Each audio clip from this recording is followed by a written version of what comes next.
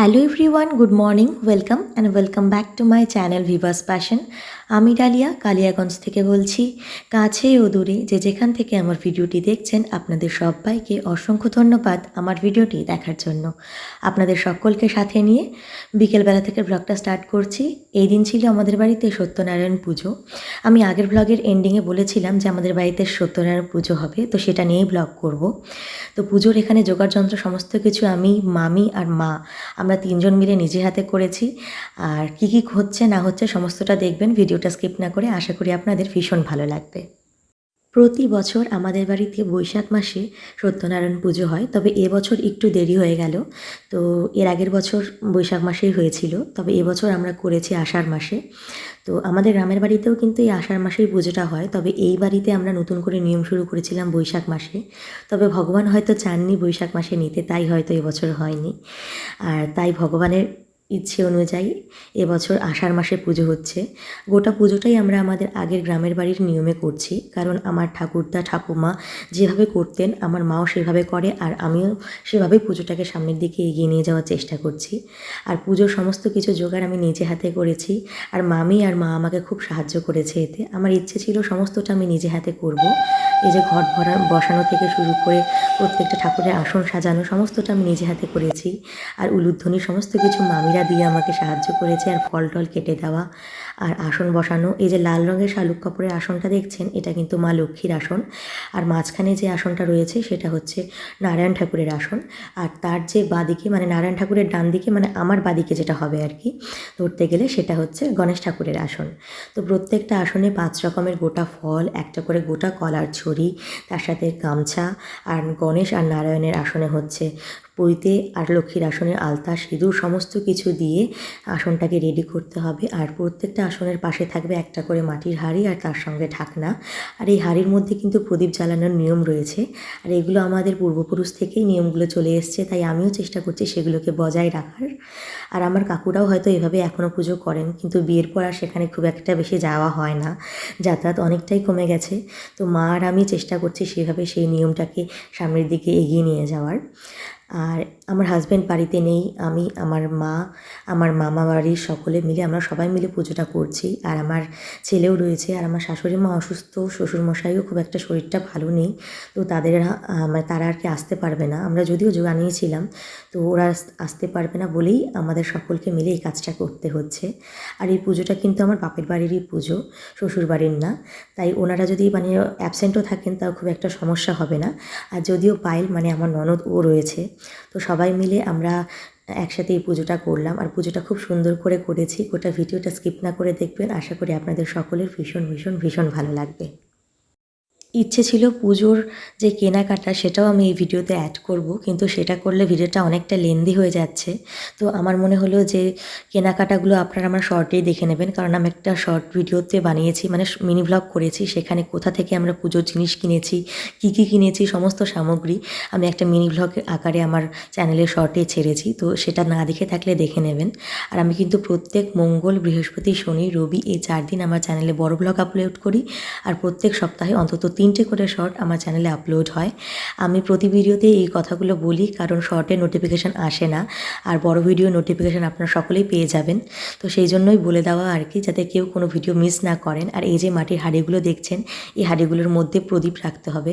আর নিচে কিন্তু এই যে কাগজ দিয়ে, মানে খবরের কাগজ দিয়ে আমরা একটা মোড়ার মতো বানানোর চেষ্টা করেছি। আসলে এগুলো না খড়ের মোড়া লাগে। তো এখানে তো আমাদের গ্রামের বাড়ির মতো খড় টড় সেরকম কিছু পাওয়া যাচ্ছে না। তো কাগজের মোড়াই আমরা এখানে বানিয়েছি। ভগবানকে মন থেকে ডাকা নিয়ে কথা। তো আমি চেষ্টা করছি আমার মতো করে সমস্ত কিছু ত্রুটিহীনভাবে জোগাড় করার, বাকিটা ভগবানের ইচ্ছে। যতটুকু পেরেছি মা আর আমি মিলে সমস্তটা জোগাড় করে পুজোর আয়োজন করছি, আর মন থেকে পুরো ভগবানকে ডেকেছি। আর এখানে না আমাদেরকে আতপ চালের কী বলে আলপনা দেওয়ার নিয়ম ছিল, কিন্তু আমাদের আতপ চাল মানে ভিজিয়ে রাখা হয়নি, আর সেটা আমাদের মাথায় একেবারেই ছিল না। আর পুজোর সময় যখন জোগাড় যন্ত্র করা হচ্ছে আর সাজানো হচ্ছে, তখন মনে হচ্ছে যে আতপ চাল ভেজাতে হতো আর আতপ চালে আলপনা দিতে হতো। তখন যে মানে সিমনি প্রসাদ বানানো হয় না, ওই সিমনি প্রসাদের জন্য 2 প্যাকেট আটা কিনেছিল। তো 1 প্যাকেট আটা সিমনি প্রসাদে লেগেছে, আর 1 প্যাকেট মানে এক্সট্রা কিনে রেখেছিল যদি লুচি টুচি ভাজা হয় পুজোর পর, মানে উপোস করেছি। তো পুজোর পরে আর কি খাওয়া হবে। তো তখন মা বললো যে দেখ আটা বেঁচে আছে, এই আটাটা দিয়ে তুই আলপনা দিয়ে দে। আমি তখন ভাবলাম যে আটাটা হয়তো জলে গুলে দিতে বললো, কিন্তু মা বলছে না, জলে গুলে না, আটাটাকে শুকনোভাবে দিয়ে তাহলে আলপনাটা ফুটে উঠবে আর দেখতে ভালো লাগবে।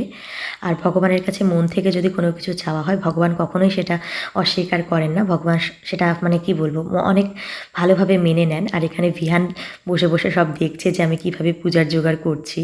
তো মানে কি বলবো, গোটা পুজোটাতে ভিহান খুব শান্তভাবে পুজোটা দেখেছে আর পুজোটার প্রত্যেকটা নিয়মে পার্টিসিপেট করেছে। যেমন যজ্ঞের সময়ও ও পার্টিসিপেট করেছে, যখন আমরা যজ্ঞে কী বলে আগুনের মধ্যে যেটা কি ওটাকে বলে না, যে কাঠের গুঁড়িগুলো হয় যে তার মধ্যে ঘি মাখিয়ে আগুনের মধ্যে যে দেওয়া হয়, তো সেটা যখন দিচ্ছিলাম ভিহানও সেটাতে দিয়েছে। আর তারপর এখানে দেখতেই পাবেন আমি হাঁড়িতে প্রদীপ দিয়ে দিচ্ছি। তো সমস্ত কিছু এই ব্লগে আমি শেয়ার করছি, আশা করি আপনাদের খুব ভালো লাগবে।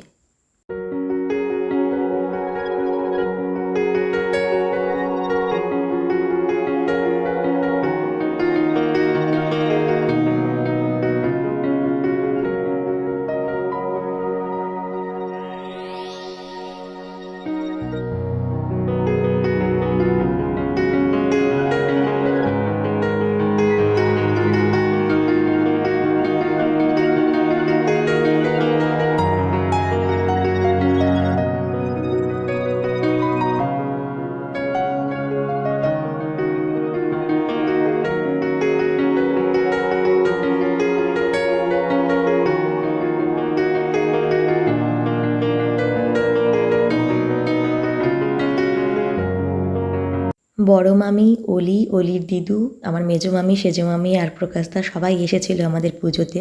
তো সবাই মিলে হৈ হৈ করে পুজোটা করলাম। ওটা ভিডিওটা দেখুন, আশা করি ভালো লাগবে।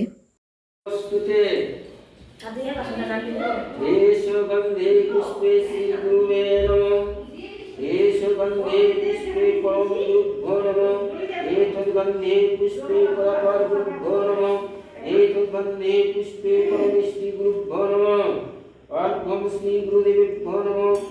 एतो तखण्डमण्डलाकारं रक्तं जनुचाचलं चत्वारं दर्शितं येन तस्मै श्री गुरुवे नमः।